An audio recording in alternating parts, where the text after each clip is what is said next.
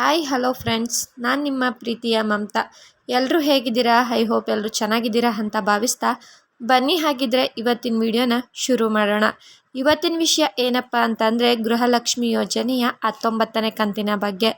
ಹೌದು ಸ್ನೇಹಿತರೆ, ಗೃಹಲಕ್ಷ್ಮಿ ಯೋಜನೆಯ 19ನೇ ಕಂತು ಬಿಡುಗಡೆ ಆಗಿದ್ರೆ 19ನೇ ಕಂತು ಮತ್ತು 20ನೇ ಕಂತು ಎರಡು ಕಂತಿನ ಹಣನೂ ಕೂಡ ಒಟ್ಟಿಗೆ ಜಮೆ ಮಾಡುತ್ತಾ ರಾಜ್ಯ ಸರ್ಕಾರ. ಏನು ಯಾಕೆ 19ನೇ ಕಂತು ಇಷ್ಟೊಂದು ತಡವಾಗ್ತಿದೆ?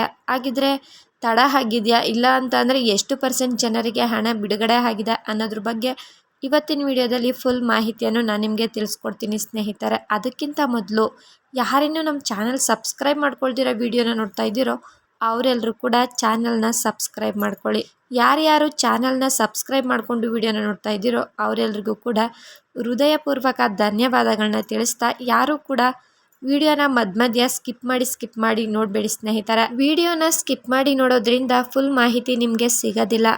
ಅದಕ್ಕೋಸ್ಕರ ಯಾರು ಕೂಡ ವಿಡಿಯೋನ ಸ್ಕಿಪ್ ಮಾಡಿಬಿಡಿ ಅಂತ ಹೇಳ್ತಾ ಬನ್ನಿ ಹಾಗಿದ್ರೆ ಇವತ್ತಿನ ವಿಡಿಯೋನ ಶುರು ಮಾಡೋಣ. ಹೌದು ಸ್ನೇಹಿತರೆ, 19ನೇ ಕಂತು ಗೃಹಲಕ್ಷ್ಮಿ ಯೋಜನೆಯಡಿಯಲ್ಲಿರುವ ಫಲಾನುಭವಿಗಳಿಗೆ ಸಿಹಿ ಸುದ್ದಿಯನ್ನು ನೀಡಿದೆ ರಾಜ್ಯ ಸರ್ಕಾರ. ಹೌದು ಸ್ನೇಹಿತರೆ, ಗೃಹಲಕ್ಷ್ಮಿ ಯೋಜನೆಯ 19ನೇ ಕಂತು ಬಿಡುಗಡೆ ಹಂತಕ್ಕೆ ಬಂದಿದೆ. ಈಗ ಆಲ್ರೆಡಿ DBT ಮುಖಾಂತರ ಹಣನ ಬಿಡುಗಡೆ ಮಾಡಲಾಗಿತ್ತು.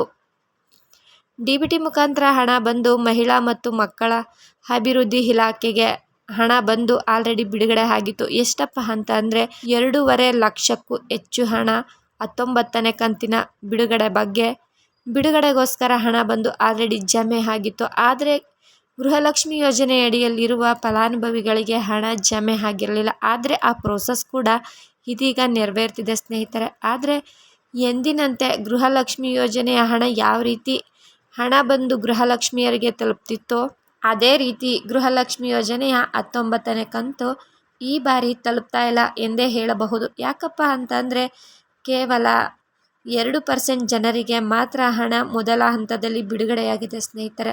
ಇದು ಹಣ ಕರೆಕ್ಟಾಗಿ ಜಮೆ ಆಗ್ತಿದೆಯಾ, ಗೃಹಲಕ್ಷ್ಮಿಯ ಹಣ ಜಮೆ ಆಗುತ್ತಾ ಎಂದು ಚೆಕ್ ಮಾಡಲಿಕ್ಕೆ ಹಣನ ಜಮೆ ಮಾಡಿದ್ದಾರೆ.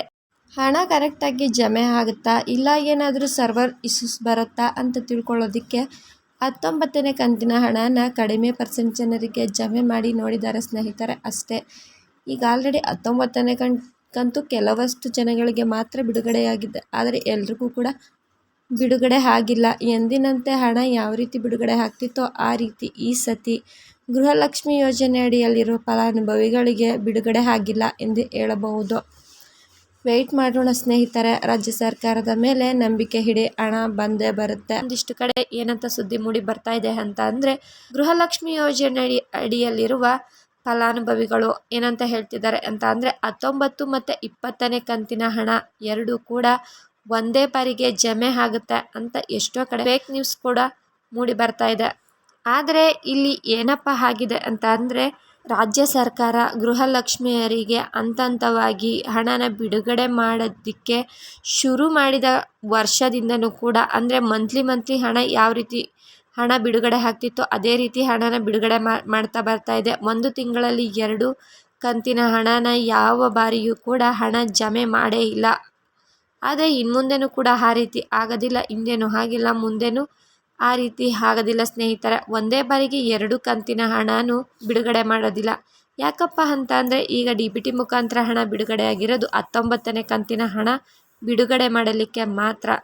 2,500 ಕೋಟಿ ಹಣ ಬಂದು ಮಹಿಳಾ ಮತ್ತು ಮಕ್ಕಳ ಅಭಿವೃದ್ಧಿ ಇಲಾಖೆಗೆ ಬಿಡುಗಡೆ ಆಗಿದೆ ಅಂತ ಅಂದರೆ ಈಗ 19ನೇ ಕಂತಿನ ಹಣ ತೊಗೋಬೇಕಾದವ್ರಿಗೆ 0.5% ಜನರಿಗೆ ಕೊಟ್ಬಿಟ್ಟು ಇನ್ನು 20ನೇ ಕಂತಿನ ಹಣನ 0.5% ಜನರಿಗೆ ಕೊಡ್ತಾರಾ? ಇಲ್ಲ ಸ್ನೇಹಿತರೆ.